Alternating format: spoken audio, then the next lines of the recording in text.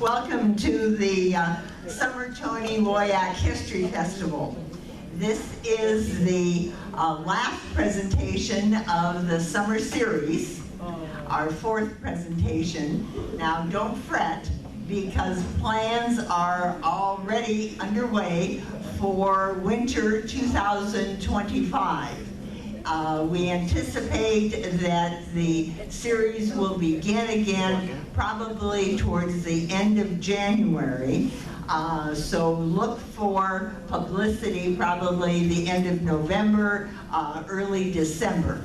So while you get a hiatus for a few months, we will start up again in January, and we are excited about some of the presenters that have already indicated that they are available for the Winter Festival.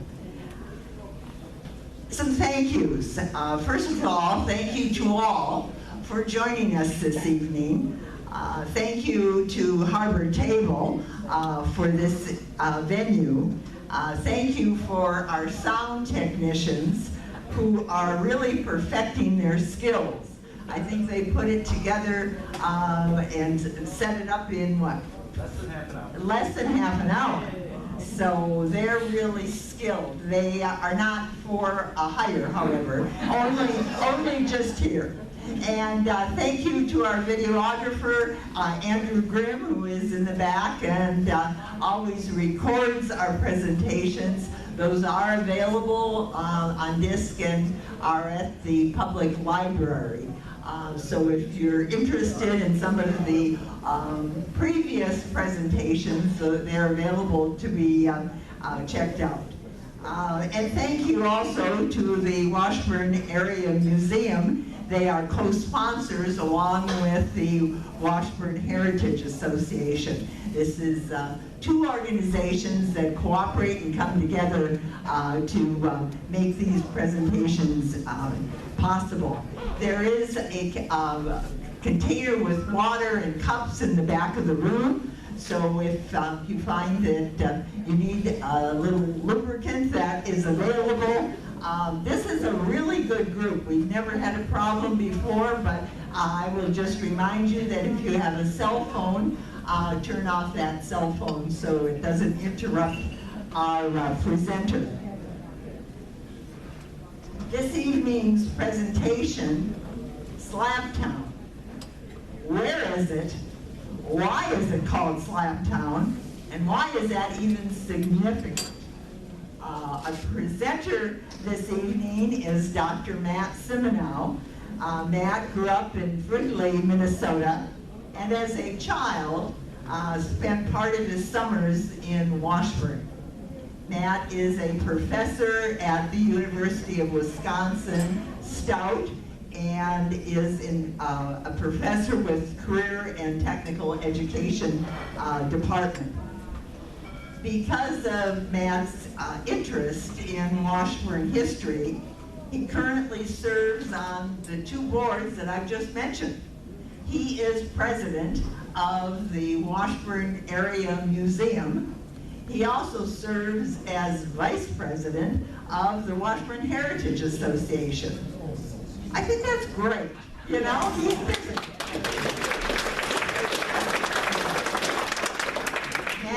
Matt and his wife Nancy, who's right here in the front row, currently have moved to Washburn in 2017 and currently live in Slabtown. So Matt, where is it? Why is it? And why is it significant? Well, hopefully I can answer those questions. Can everyone hear me okay? It seems a little loud. Beautifully. Awesome. I'll try not to use my teacher voice. So this is very serendipitous because Karen's and I's relatives had met in the past. Henry Simoneau's finger so badly cut while at work at Bigelow's mill last Saturday that Dr. Spears, who was called, found amputation necessary. Yeah, so as I've been doing this, going through this research, finding different things, there's a lot of intersections between families, and by the way, it's nice to see so many friends, families, and neighbors here tonight, so thanks for coming. So, how many people remember this sign? Yeah, very few, but it used to be, I think, on the curve right about before you hit 10th Avenue, kind of past the Red Barn, right? Yeah, so it's kind of it's surprising how many people don't remember that. The other question I had too is how many people actually have heard the term Slabtown? Okay, that's good. So we have a good starting point. I think one of the reasons I did want to do this is I mentioned I lived down in Slabtown and somebody said, where's that? And I thought, and I'll talk about this, but as a kid, I knew where Slabtown was. So the research for this presentation came from interviews with some folks in here. The Lars Larson book, I don't know if you've seen that 700-page book on the history of Washburn. Yeah, great book. Tony Woiak books and the Washburn Area Museum. So I'm trying to be as accurate as possible. Many of you have heard these stories before, and some have not. So we'll try to tell the stories as accurately as possible. I'll try to I'll try to tell the stories of Slabtown while weaving in personal accounts and memories. My intention is to give a broad overview of the area. Any one of these topics that we're going to talk about tonight could become easily a different presentation. There's just so much information from talking to different people. I had to, actually working with my wife, had to find a time to stop, because this thing would have been 4 hours long. My hope is to take a trip down memory lane and hopefully shed some light on the part of Washburn we call Slabtown. So, reasons why I'm interested in this topic. So this is some of my ancestors that originally came to this area from Quebec. Some landed in Slabtown, other on the more towards the east side of town. I'll talk a little about that. This is my grandparents. Helen and Rex Simoneau. They lived on 112 West 3rd Street in that tiny house, and that's a picture of them with my dad. So Helen, she was born in 1905 and died in 1996. Rex was born in 1905 and died in 1987. So they were big, they attended St. Louis Church, and one of my grandma's favorite thing was the chicken drummies at Sandy's Original Restaurant. Moves on to my dad, Wayne. He was born in 1935 and he died in 2017. Unfortunately, he never saw our house because he died before, right when we moved in. But that's him in front of his house there on his motorcycle. And then he did go to Dunwoody Industrial Institute to become a mechanic, an auto mechanic, and then of all things, he became a politician. So he served in the Minnesota legislature for about 20 years and worked for Governors Ventura and Governor Carlson. So I always say from the dirt streets of Washburn to the marble steps of the state capitol. It's kind of an unusual journey for someone, a very humble guy for those of you who remember him. His cousin's in here tonight as well. So my other interest in Slabtown, one thing that my grandma and grandpa like to do is go on picnics. We didn't go far, but we went from 112 West 3rd Street down to Thompson's West End Park. That was one of their favorite places. So it's a picture of me and my brothers eating lunch. And that's a picture of me hanging from one of the trees down there. Yeah, look at all that hair I had. So yeah, my wife and I actually recreated that photo. Not I wasn't hanging, but we're thinking it's in the same tree. So we can't talk about Slabtown without talking about like the original platting of Washburn, and thank goodness for these Sanborn maps. They're very, very, very helpful. So in the red triangle, so when the town was kind of platted, you hear name like Vaughn and Wing and things like that. So the red area up here is actually the Vaughn edition of Washburn. The blue area is the Vaughn and Austrians edition. And then down here, whoops, on the west end you see Wing's edition. So where I live, we actually live in Wing's first edition. So these were the original plats of the city, and this will actually make sense a little further down the road as well. So this is Colonel Isaac Wing. So I'll read this from the Washburn Times. A second rumor reported by the press was that a syndicate will lay out a town site and push it to prominence. In an overwhelming tone, the press commented that as it will become what West St. Paul is to the saintly city, we suggest that the proprietors call it West Ashland. Yes, the so-called syndicate was the Bay Land and Improvement Company, organized in June 1983. Including among other of its members were E.W. Winter, John C. Spooner, W.H. Phipps, and John Humbird, all executives of the Omaha Railroad, and Edwin Ellis from Ashland, Isaac Wing and R.D. Pike from Bayfield, and F.H. Peavy and C.H. Pratt from Minneapolis. This was, of course, an inside job with the foreknowledge provided by the Omaha officials as to where the terminal facilities would be located. The men who associate themselves as the Bay Land and Improvement Company bought the land adjacent to the terminal location, then sold it to the company or exchanged it for shares in the company, no doubt profiting handsomely. A town site was laid out on this tract, which the proprietors named Washburn. And so Isaac Wing, the city of Port Wing, is actually named after him as well. He was quite a philanthropist. He donated a bell to the church there in Port Wing. And I think, is there still a Wing scholarship at the high school? Yeah, so kind of a generous man, which we'll find out. He was still a businessman, but we'll find out that he was quite a generous man. So Slabtown, there's a couple of pictures. So within the milling process, the first thing they do when they cut up a piece of wood is cut it into slabs, and we have a kind of a sample of what that looks like. And in that process, a lot of times the slabs would get lost and float in the water and things like that and end up on the lake shore. And this is actually a picture of piles of slab down in one of the mills. So as the early settlers came to Washburn, they settled in clusters according to their ethnic backgrounds. Among these groups were the French Canadians, also called Canucks or pea soup eaters, I'd never heard that before, who lived in Slabtown in the town's lower west end, conveniently near the sawmills where many were employed. Slabtown was so called because of the tremendous amount of wooden slabs that were piled high along the shores of Chequamegon Bay. Rows of houses bordered the old highway, which would be Bigelow Street now, which used to run along Thompson Creek.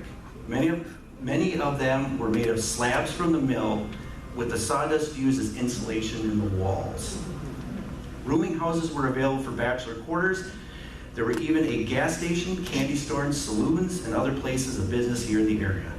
People in Slabtown worked hard and played hard. I actually overheard some people saying it was considered the rough end of town. And we'll talk about that in a little bit here. When it came to nicknames, this is the other thing too, as I uncovered this research, I've never seen a town that was so obsessed about nicknames. Yeah, it's amazing. So when it came to nicknames, the French probably were at the top of the list with such names as Kitty, Kokomo Joe, Tuffy, Cuts, Buddha, Blackie, Ubi, Chi, Bidu, Cheecock, Little Cheecock, Speed, Big Banano, Little Banano, Chippadoo, just to name a few. So when they talked about the piles of slabs, these are on the Sanborn maps again. You can see these areas here, here, here. They're all slab piles. And from that picture you showed, it was predominant over the area. And they said that the shoreline was so full of dust, sawdust, and slabs that it actually extended the lake shore out further than it should have been. This is from Kurt Larson in 1997. Today, when looking at Washburn waterfront, it's hard to realize the activity that once occurred there. The lakeshore area in the west end of Washburn was the hub of the local sawmill industry. The little islands out in the bay were formed under the mills, which were built out from shore to give access to the supply of logs and to the barges which carried the lumber to the market. The shoreline was built up from the sawdust and slabs from the mills and now extends further out than originally. Small wonder the area became known as Slabtown, a name it still retains. So exactly where is Slabtown? And somebody asked me that when I came in. There's a couple of different thoughts on it. This was from the Tony Woiak book. Someone quoted Slabtown was from Thompson's Creek over here, all the way to 8th Avenue. And from what I was told growing up, this area basically south of Bayfield Street, from the Bayfield over the road there over to about 8th or 6th Avenue was always considered Slabtown or the West End. Oops, this doesn't work, it only points. So I have to remember that. So early housing, and again, I've kind of outlined in red where the boundary of 8th Avenue and West Bayfield Street. But as you can see again, even on this lithograph, those are slab piles, and you see in here regular houses, and you also see a lot of bigger houses, which were boarding houses due to the amount of workers there at the mills. And this is where it gets interesting, and this is where Isaac Wing comes into play here in a couple of slides. This is an actual Sanborn map, and if you see where the arrow is up here, that actually says shanty on it. So my best guess is that was one of the original slab houses, and more of them were located off of Bigelow Street, or what was called the Ashland Road back then. But as you can see, it straddles two property lines. which would make sense that was built either prior to being platted, or as you'll find out, that there were actual squatters on the land as well. So again, boarding houses were prominent on the West End. This is on the corner of 10th and Bigelow. There was a boarding house here, and many, many others. And this might be hard to read, but it says boarding, this is Washburn businesses 1895-96 and 1903-1904. So it was two different times of data. Under boarding houses and hotels, the second one down, there was 16 in 1895, and then only 8 in 1903 and 04. So as the lumber industry dried up, there was less need for boarding houses, and a lot of them burned down or were torn down as well. So Slabtown homes, the residents of that quarter are in trouble. The land belongs to Colonel Wing. Oh. Yeah, nearly all the houses in 5 blocks have been built by people who have no title or claim to the land. And I'll read the article here. Nearly all the houses in 5 blocks have been built by people who have no title or claim to the land. From all reports, there's consternation in Slabtown, which is part of the city of Washburn, being that part occupied principally by the French people who work in the mills. The trouble all comes through the residents of that section occupying land which does not belong to them. It appears that the land in 4 or 5 of the most thickly populated blocks have been the property of Colonel I.H. Wing and the companies in which he is interested for many years. 10 or a dozen years ago, some of the mill hands began putting up buildings on the vacant lots. This has been gradually going on until now. One of the thickest populated portions of the city is Slabtown. One of the residents of that part of the city estimates that there are over 200 houses on Colonel Wing's land, all of which have been placed there without the knowledge or consent of the owner. So think about that, 200 of those shanties. During all the years in which this building has been going on, Colonel Wing has kept up the taxes on the land, and although he has made several attempts in a minor way to get the matter straightened up, still it was not until within the past week or two that matters were brought to a climax. Attorney Shea of Ashland is looking after the matter, and he has served notice on all the tenants that they must pay up. A figure has been set up on all the lots, and the tenants have been given to understand that they must settle or be brought to the courts. While the houses are not elaborate in their design, many of them being not much better than shanties, still each represents the home of a family. It is said that a liberal proposition has been made the people who are on the land, with payments arranged so that the squatters can protect their homes without greatly inconveniencing them. Mr. Shea says that he intends getting the matter straightened out completely now that this bee is at the job, and it is probable that in most cases amicable terms will be arrived at. So yeah, so when Isaac Wing that said it was okay as long as they stayed there, and worked out ways so they could still have their family home on the properties that he actually owned. So who lived in Slabtown? Canadians, primarily French Canadians, were dispersed through all wards of the city. The largest concentration was in Ward 7, where 20% of them lived, while another 15% resided in Ward 8, together constituting 24% of the total population of these two wards. This area called Slabtown was adjacent to the lumber mills where the French Canadians who came to early Washburn to work in the mills had settled. Most attended St. Louis Catholic School and Church. According to a source, after church you could hear groups speaking French and Polish. The Swedes and Norwegians were left on their own.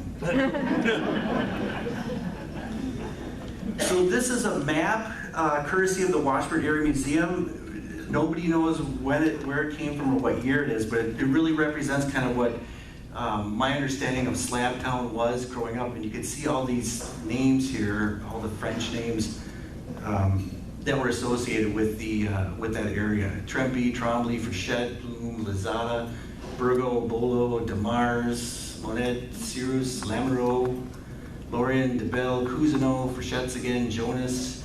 So all these names, I kept hearing those names too as I was coming in, people asking different questions about that.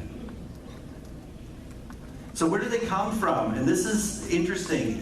Canadian day laborers, small farmers, and tradesmen begin to cross the border in large numbers as the American economy experiences industrial takeoff after the antebellum era, participating in the agricultural frontier west of the Ohio Valley.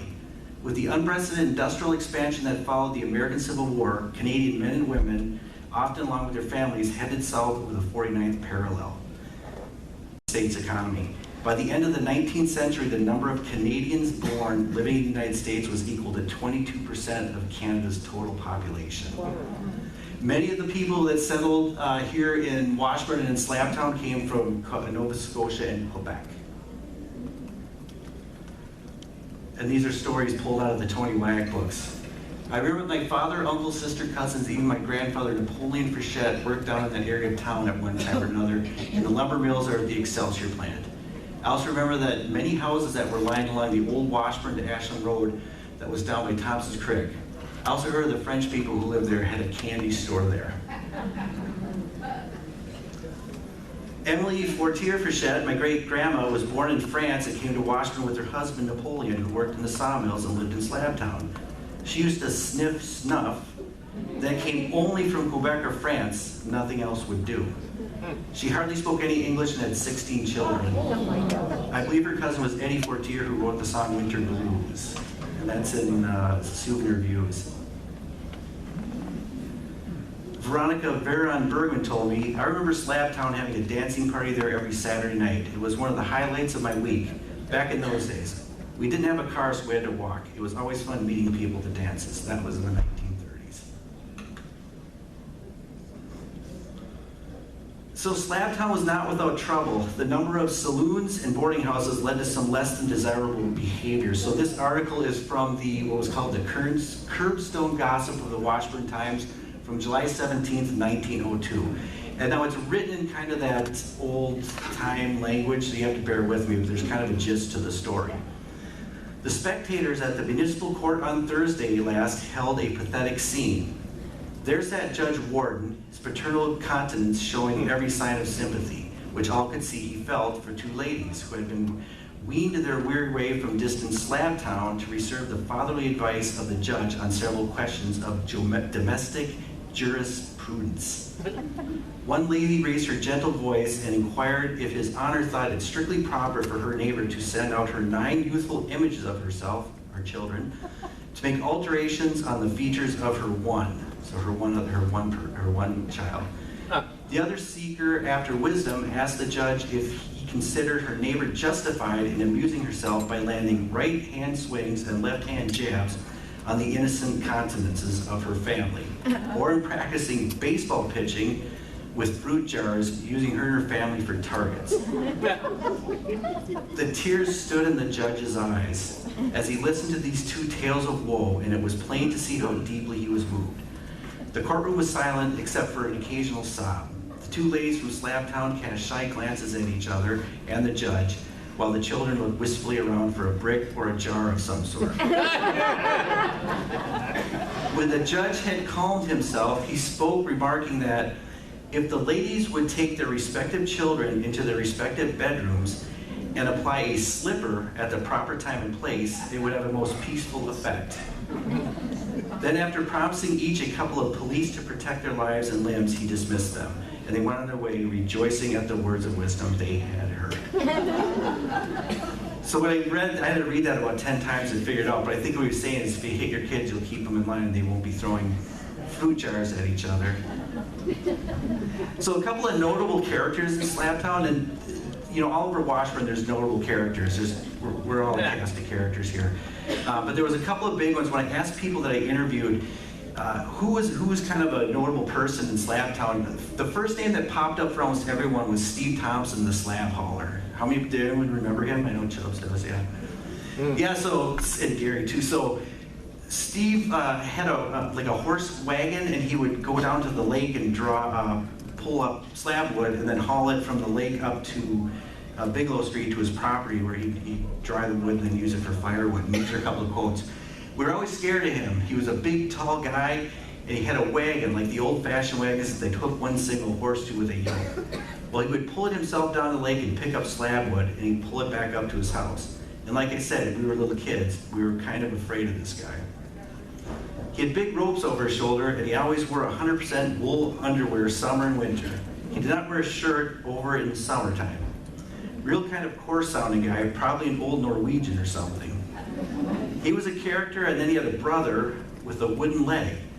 He lived out on the highway. I think his name was Ole. But the wooden leg was just a 2x4 with a piece of car tire nailed to the bottom. And I had a Model 8 car years ago. I was going down on the highway, and there he was hobbling along on that leg. So I stopped and picked him up, but he couldn't get his leg into the car. And then Big Joe LaRue, born in Quebec, lived in Washburn's lower West End Slabtown from about 1890 to the late 1930s. He was a mammoth of a man, standing well over 6 feet tall and weighed 265 pounds, and all of that solid muscle. His clothes had to be tailor-made, and he wore a size 18 shirt. His good nature, incredible feats of strength, and unbelievable storytelling made him a Washburn legend. He followed the timber business and worked in the logging camps, where he gained his notoriety as a lumber shover. He was a master of the best around the undisputed champion.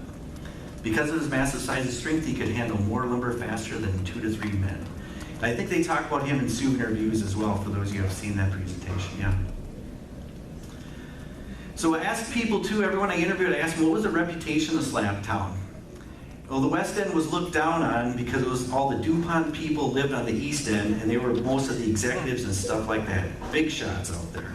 So people on the West Side were looked differently than the East Side. And then if you lived on the other side of Main Street, Slabtown, it was even the third degree.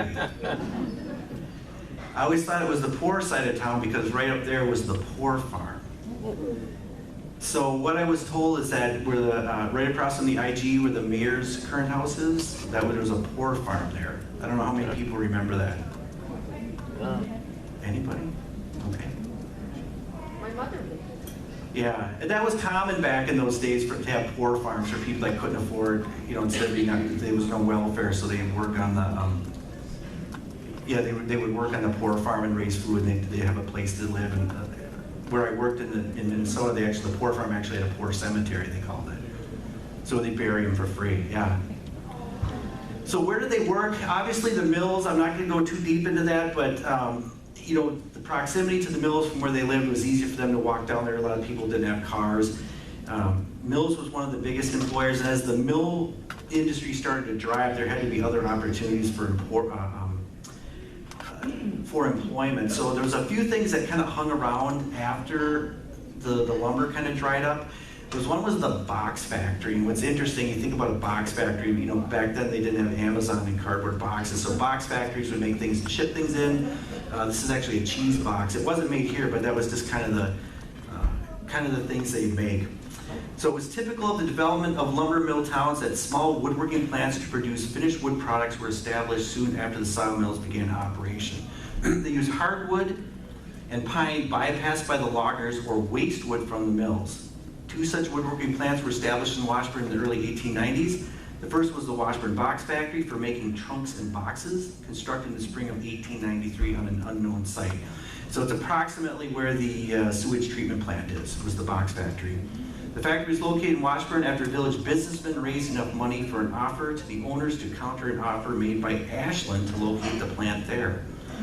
It was sold at a sheriff's sale in the late summer of 1894, a probable victim of the depressed economic times, and dismantled in the spring of 1896.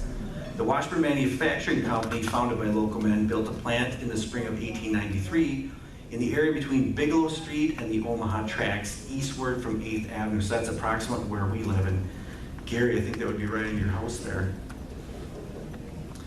Immediately north of Thompson's Mill, it began operations in June, producing sashes, doors, office counters, woodwork, and similar products. But it too apparently succumbed to the unfavorable economic conditions and was sold at a sheriff's sale in January 1896 to a party in Ashland.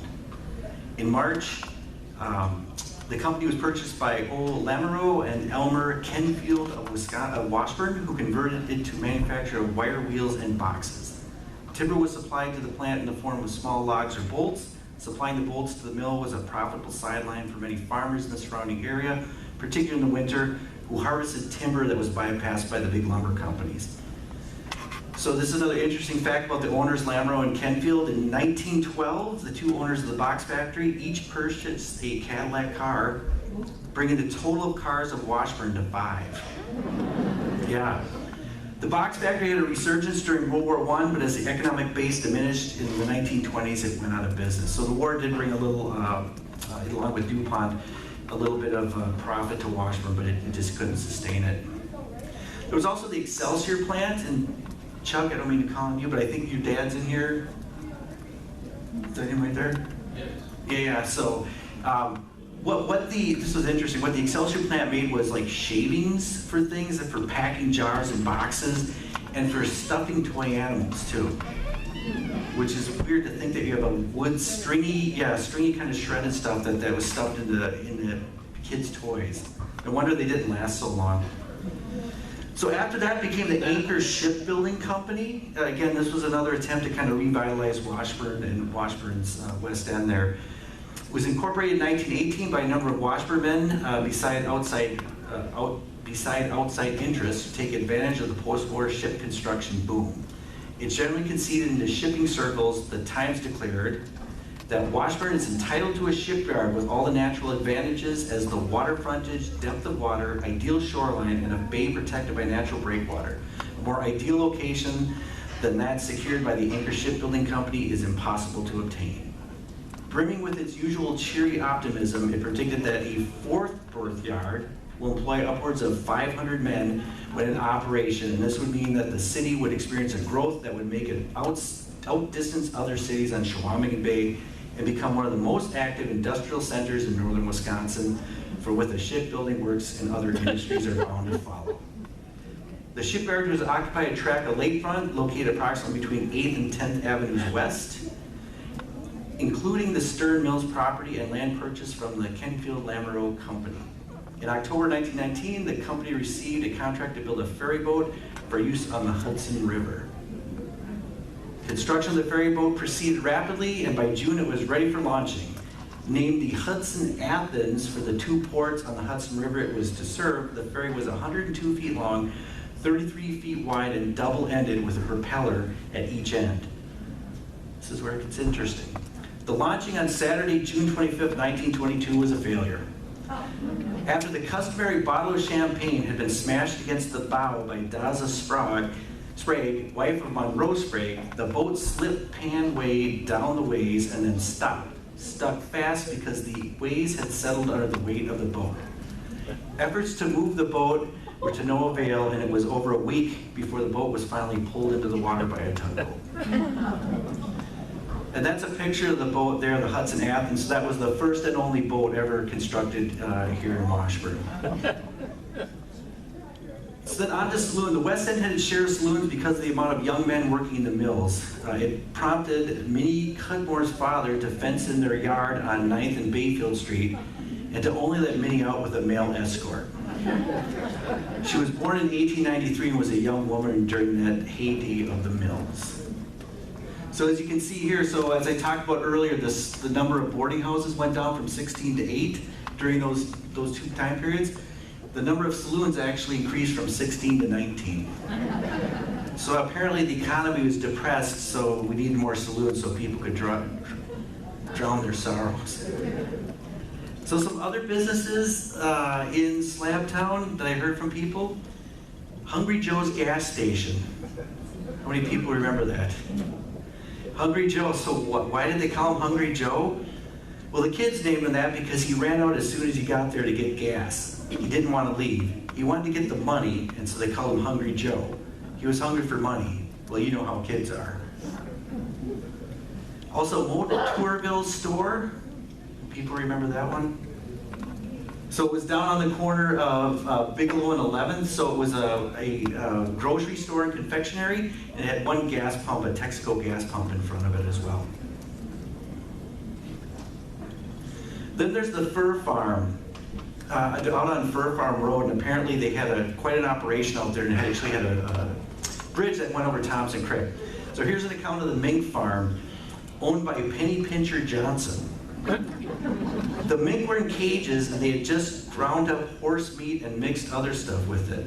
They slapped on top of the wire cage, and the mink would eat through the wire. But the blackbirds and everything else were eating all the food. He liked to have us come down there and shoot the birds. He'd buy horses, old horses that had crippled up in that. Then they'd kill them and butcher them up for mink food. Suppose he got the horses, maybe promised nothing. People just wanted to get rid of them or something. He paid us 10 cents an hour to cut up horse meat. That's why they called him Penny Pincher Johnson. Now, one of the interesting things too, there was a school on the west end of town as well, Garfield School. It was located right there on West Bayfield Street on the north side, just west of 8th Avenue. So this is from the Washburn Times. To accommodate the children from the west end of the village, the town voters in August 1899 authorized the issuing of bonds for $10,000 to erect a 4-room building to be constructed of brick with stone trimmings. The site selected was located between 8th and 9th Streets West on the north side of Bayfield Street. Construction began in September, and the school named the Garfield School was dedicated with elaborate exercises on February 23rd, 1900. But just 2 years later, the news reported that no sooner had we finished the new Garfield School building than we found it had not enough room. Children were still attending classes in the town hall and also in the Scandinavian Congregational Church building. While the paper had been complimentary towards the Walker and Garfield schools when they were constructed, it now complained that they contained much room that cannot be used and that much money was spent for material which went more for ornamentation than for use. Let us get down to practical business and cut all frills and needless expense for the next school building, and that is exactly what the town board did. Times want to suggest that the Walker and Garfield schools could be torn down and the brownstone in which they were built used for a new school, which would have been the Walker School. So the building closed as a school in 1941. It was dismantled in 1963. But during that time, sorry, I got ahead of myself here. So it's the Garfield School that almost wasn't. So the Washburn Times actually sent out a survey to ask what we should name the new school. And here's some of the name suggestions: Wing School, Dewey, Garfield, Jefferson, Horseman, et cetera, et cetera. And you see down there at the bottom, one person wrote in Slabtown. So Isaac Wing was approached about the naming of the school, and he declined the offer and said that it should be left for somebody more prominent. I found that very interesting. Here's a quote from the school. When I was a kid, a few of us Westenders would go up to the east end of town to challenge the kids from the Pioneer School to a fight. It was the Garfield School against the Pioneer. I guess you would call us Hellraisers back when kids were growing up. The crazy things we would do, and that's from Helen Wyack. So after the school closed, it was actually used as a sawmill and a drying house for wood by the Sarvers, and it was actually used as a sanitarium during the Spanish flu, and patients were kept there and the doctor would come visit them. Now moving on to the golden age of aviation in Slabtown. So that's actually a picture of my dad behind my grandparents' house on West 3rd Street. So this photo here is actually from the Wisconsin Historical Society. It says it's the Washburn airstrip, but I can't 100% verify that, but that's basically what it looked like. So this is from the Washburn Times. The Times appears to have anticipated the marvelous air age, which was predicted during World War II for post-war America, when in 1928 declared that Washburn should have an airport because of an aerial age is coming, when a flying machine will cost little more than a flivver. Does anyone know what a flivver is? Yeah, it's a cheap car. I had to look that one up. When in July 1933, a physician from Chicago who owned a cottage on the Bayshore flew his own plane to Washburn in 7 hours. The Times announced in a triumphant tone that this flight should bring home to Washburnites the fact that the age of aviation is upon us and should demonstrate the immediate necessity of building a local airport. But the following month proved a grim reminder of the reality that lay beyond this fantasy of glamorous air age when the physician was killed in a crash after losing control of his airplane while landing. And this is what part of that airstrip looks today. This is from 10th Avenue looking east. That's Omaha Street there on the left. And apparently, I've heard from people you can still see the original pole that the windsock was on. I searched and could never find it. In early 1946, it appeared that at long last the dream of an airport in Washburn was to be realized, if in diminished form, when Earl Johnson, owner of the local bakery, built an airstrip on the western edge of the city. Then in July of 1945, the Washburn City Council sold 18 lots for $1 to Earl Baker Johnson for his airport. It consisted of a 1,800-foot east-west dirt runway and a hangar office building, Local enthusiasts organized a flying club named the Top Bull Whist Flying Club. And Johnson and 2 others incorporated the Washburn Flying Service. 2 former Navy pilots provided flight instruction. Advertisements in the Times in early 1946 offered flight instruction service in which Johnson had invested a considerable amount of his own money depending on providing flight instruction and air transportation services. Despite the newspaper advertisements, there appears not to have been many students, and although some medical emergency and other trips were made, there apparently was not much demand for air transportation services. So apparently Baker Johnson also had an advertisement in the Washburn Times that he would fly out minnows to your favorite fishing spot for $3. Minnows, yes. And then there was a horrible crash, of course, which a lot of people know about. This is some first-hand account. I can't pronounce that, a Kronika champion crash at takeoff, seriously injuring here. This mishap ended the Washburn Flying Service. Well, 2 crashes in the area in 1 week in August 1949 that killed 3 men further dampened enthusiasm for private flying on the Chequamegon Bay region. So Tommy Peterson was one of the pilots who flew there. Remembers Baker's terrible crash. When Earl crashed at the airport on Thanksgiving Day in 1946, I believe he was taken away on Esther Herbert's mother's ironing board, probably a wood one. The site of the accident would be on the east side of Millie Leno's house near their garage. And I also heard that he clipped a power line once at one time. And the crash happened in the Reed on Bigelow Street, just west of 9th Avenue. There weren't as many trees back there then. This is from Slabtown's own Jimmy DeBell. But I wasn't around when Earl crashed. I was about 16 and out hunting. I remember when a drunk on one of the ore boats stole Terry Welty's airplane from the airport. The guy knocked part of the propeller off while trying to get the plane out of the hangar. He took a few spins in the air, and when he landed, Sheriff Joe DeMars arrested him. Another time, Terry and I used his plane to drop pamphlets for our class play over Washburn. I forgot to mention one thing about the Garfield School. Not only was it used for a sanitarium, they also made wood ironing boards there. Yeah, that's why I comment about carrying them off on a wooden ironing board. So how many people know about Washburn's seaplane industry? Tell you why. There was no more talk about an airport for Washburn until 1940 when the city council appropriated $200 for the construction of a seaplane base in a suitable place on our bay shore. And again in 1944 and 1945 when passed resolutions concerning building an airport in Washburn.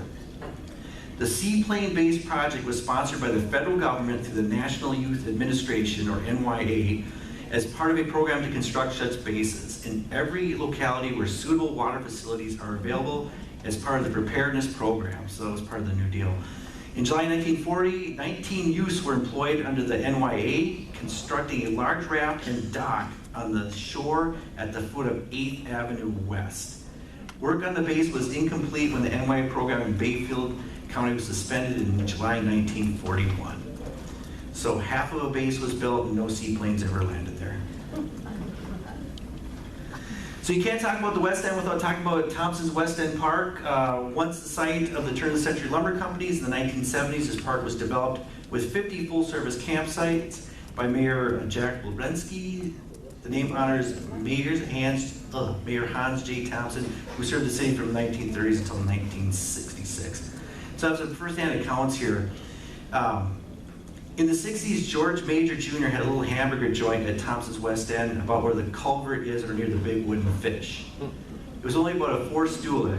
Later, Jimmy Warren bought it from him, just east of the 4 boathouses of Doc Guzzo and Jimmy and Amos DeBell's. Orville Ellison rented out 3 or 4 fishing boats. Jimmy Warren had it. You could get pop in a bottle. Orange Crush was my favorite. And we'd buy cases of beer, and when we were in high school, we'd put them in the cold water to keep them cold. That's where you cool your beer. We cooled our beer at the Flowing Well, and we'd all sit in the cars with the windows down and talk and have a beer. That was fun. Another fact about Jimmy Warren, he had a pony. Is that correct, Gary? Yeah, he had a pony, and so he would drop his pony off at the Sarver's house and borrows Gary's bike to use for the day. Gary would have to take care of the pony. The boat landing at Thompson's West End Park. The picture here on the left is the current boat landing that we have now, but apparently it was not the first boat landing we had. Well, that west boat landing, we built it when we'd have to back into the beach and we'd get stuck. We went to the city to see if we could build a boat landing, and they weren't too fond of it. So we built it off to the side. It was out of the way then. So we got together and we built that boat landing there. Originally we built it and we couldn't get nobody to donate money for nails. We went out in the woods. A friend of mine had a Jeep. We went out and the city had 40 acres of land with big pines on it. We went out there, cut the big trees down and took them with the Jeep and we hauled them to town. And we built the cribs, put the rocks in, put the top on for the dock. And us with cars and trailers running around the farms getting rocks to fill those cribs. So when I asked if the city ever paid them for this, the answer was no. So the first city dock was built by a handful of Slabtown residents and were never compensated for it. Sprague Well, we all know very well. The Sprague Well was dug in 1903, was 119 feet, 8 inches deep. The first artesian well drilled in Bayfield County. And interesting enough, Isaac Wing lived up by Bayfield and he had an artesian well on his property that he advertised as a cure for kidney disease if you drank the water. And it was dug, the water ran at a rate of 224 gallons a minute and was so free of minerals that it was piped right into the Sprague's sawmill's boilers. In 1956, the water ran at a rate of 54 gallons per minute. This well is still there and what some of us refer to as the flowing well. Here's a couple of memories from people about the well. When I was growing up from my bedroom, I could hear the flowing well running at night in the summer on a quiet night. My dad used to make us ice cream on Sunday, and when he would churn the machine, and we'd come down and we'd chip the ice off from the flowing well and use it for around the outside of that ice cream maker. So it's interesting how industrious people were back then with how they cooled their beer and how they made ice. So there were some other flowing wells in town. You see there's one here on 9th, and there's many more than this from what I could find out, but there was one here on the corner of approximately 9th and Bigelow, where Jan Bergman's grandfather kept minnows for fishing. And then there was one out here in Fertile Valley as well, and if you go out in that area, you can actually still see the little well house that's out there. Yeah, pretty interesting. So what do they do for recreation in the West End? There was a ski jump. Does anyone remember the ski jump? 6th Avenue West ski jump, a ski scaffold that was built below Lysager's store in February 1939 on West 6th Avenue down near the lake. Art and Tari Peterson were in charge of the project, according to the Washburn Times. The scaffold was 19 feet high with a 52-foot hill. The youngsters who skied there were called the Valhalla Eaglets. It was a wooden scaffold and almost a vertical jump, said Jackie Peterson. I think the Shawamigan Ski Club built it for us junior skiers. A couple of guys who I remember skiing with were Bobby Anderson and Tommy Robinson. A few of the other jumpers include Jimmy Cudmore, Andrew Gildorf, Junior Marvin, Griffey, Dickie Hawks, Billy Ray Johnson, Cadillac Louie, Molansky, Beverly Moe, Medford Olson, Harry Randall, Leonard Roberts, Robert Sanger, James Swenson, and Terry Welty, the pilot. There was also baseball in Slabtown as well. So there was occasionally intercity games played, for example, between teams from the east and west ends of town. The West End team was called the Swamp Angels. That was in the Lars Larson book. I remember when we used to go up to the east end and play where Jackie's Field is. We played up there, but we'd get up there and beat them. They wanted to beat us, so they always practiced so they could be good. So everyone was good. We had a ball diamond there we made, and we had a neighborhood ball game every night. So the ball field was here at bottom of 9th and Bigelow. There was also a skating rink, which is just below the IGA, kind of kitty corner there where the housing is there. I got a couple of interesting quotes about that. When we got older, we were allowed to go to the public rink, which was below Main Street in the west end of town. Mr. Berry was the caretaker and kept the skating house warm and blinked the lights at 9 o'clock, which meant that those under 16 had to leave. I remember the smell of wood smoke and wet mittens. Coming home at night, after skating and skiing, sliding and skating, my dad usually had a big warm pan of popcorn waiting for us, and then to bed, tired, safe, and warm. Gladys Larson. Yeah, these are some great, great stories. It was a good-sized skating rink. It had a light pole in the middle, and then they played music. Old music played out of the speakers. You Are My Sunshine and Your Cheating Heart, holding hands and skating around. Hibba Bush, I think his real name was Harry Bush. I think he was an old bachelor, I think. I don't know if he had ever been married. Nice old guy. He was really a nice man. He tightened our skates for us, and there was an old stove in there. I think it must have been wood because we put our mittens on it. It's my favorite story. My brother talked me into it, sticking his tongue on the light pole. And the guy panicked inside. The old guy yanked my head off instead of pouring some warm water on it. My tongue's still on the pole.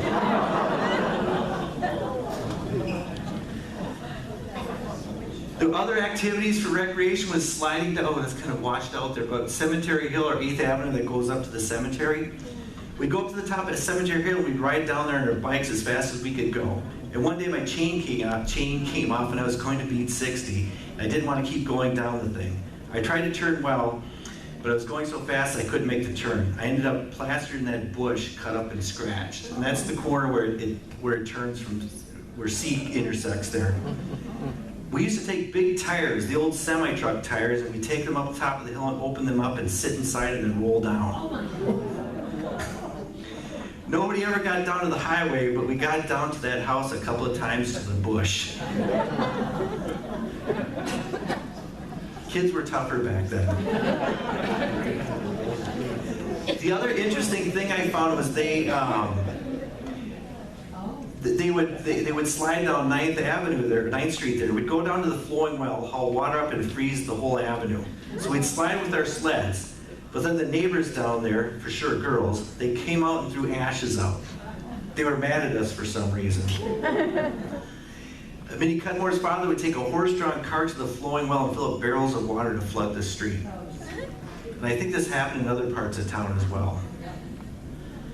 Just a couple other miscellaneous Slabtown stories here. Apparently the kids in Slabtown had a reputation for taking the path of least resistance to school. So it was called the Slabtown Trail. We used to cut through this yard all the time. We'd go right straight through. Everybody that lives in that end of town really followed the same. There was a well-worn trail there. I told you about the shortcut. I used to cut back diagonally across that open land there. It was all pretty open back then, and that was actually referring to cutting across our property where we live was part of the Slabtown Trail to get up to Walker School. Washburn's first flat tire happened in Slabtown. The very first flat tire was on June 15th, 1907 on Dr. Dodd's car near the Kenfield Lamoureux Box Factory down in Slabtown. That's from the Washburn Times. Must have been a slow news day. So then I've heard this from a few different people, but I still have not been able to verify it. But apparently at one point there was a city ordinance that any trailers had to be located west of 8th Avenue. Yeah. And this is a quote from another Slabtown resident. When they wanted to build another trailer park down here, I got one right next door too, and we told them, you can build one down here, but you gotta build one on East End first. So that was the end of that. Can't talk about the West End without talking about the sewage treatment plant or wastewater treatment plant, which again I said was the site where the site of the old box factory was. This is from the Washburn Times. A major challenge facing city government as the decade opened was the construction of a municipal sewage disposal plant. Concerns had been raised occasionally over the years regarding the danger posed to the health of the community by the discharge of raw sewage into the bay at a point not too far from the intake pipe of the city's water system. Since Bayfield and Ashland also dumped raw sewage into the bay, its water was becoming badly polluted, posing a threat to swimmers and boaters with adverse consequences for tourism. In June 1940, a consulting firm presented a comprehensive plan for a sewage disposal system for the city, but apparently the council took no further action on the project. This is 1940. After the war, under directives from the state health and pollution abatement agencies, the council again hired an engineering firm to prepare a plan for a sewage disposal system, but the project was canceled for lack of funds. In early 1948, cities and industrial plants around the bay were ordered to submit plans for sewage disposal facilities by the end of the year, 1948. Washburn must have been allowed several extensions for the city's sewage disposal plant did not begin operation until 1959. Yeah, so it's common, they dumped sewage back there. So one of the things, we all agree that Washburn's a very special place. And one of the things when my wife and I moved to Washburn, we looked all over town for different lots, different houses, things like that, but we're really drawn down to Slabtown. I don't know if it was some sort of ancestral pull or something like that.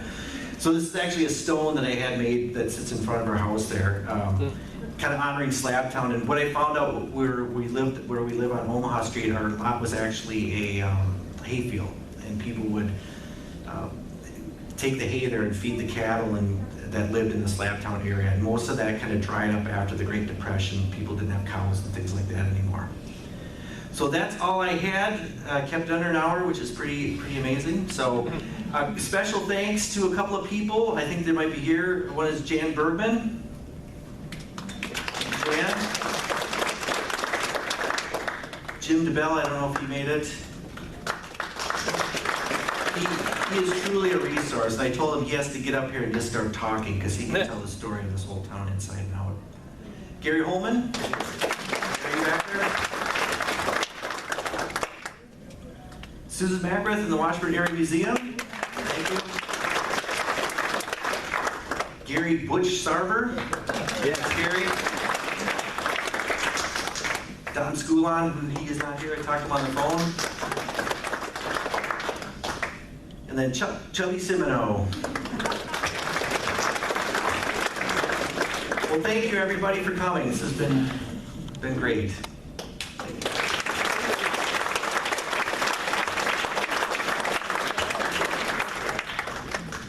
Butchered the name, but that's okay. Well, Matt, thank you. Thank you very much. You now have those questions answered that I posed at the start of the presentation. Where it is, and why it is, and why it's important. Lots of things happened in Slabtown. So Matt, I think, has done a wonderful job of giving us the history and facts that I never knew. So thank you very much.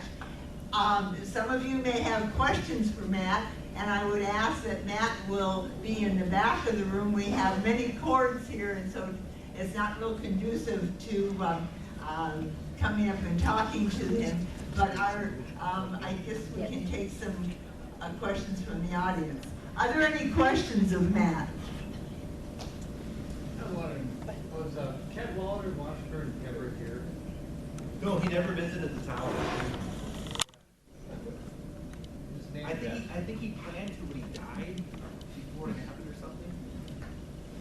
Well, because this is the Tony Woiak Festival, I'd like to share a story that Tony shared with me many times about his grandfather growing up in Slabtown, Henry Frechette, I believe his name was, and he talked about one time the mill opened for the season and there was a long line of men lined up to apply for jobs. And when his grandfather, a small French-Canadian man, walked up, the foreman said, "What's your name?" And he said, "Henry Frechette."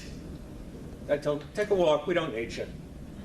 Henry didn't get discouraged, though. He walked right back to the end of the line. It's long enough. Foreman didn't remember him. He said, "What's your name?" "Henry Fisher." "All right, you're starting on Monday." And Tony, we miss you. Yeah, there are a million stories. Any other questions of that? Well, thank you again for coming and listening to this really interesting presentation. Matt did obviously a lot of research to give us a great picture of Slabtown. But as I said in the beginning, don't fret. January 2025, we will start our winter series. We'll have 4 presentations, and we'll look for you then. Thank you again.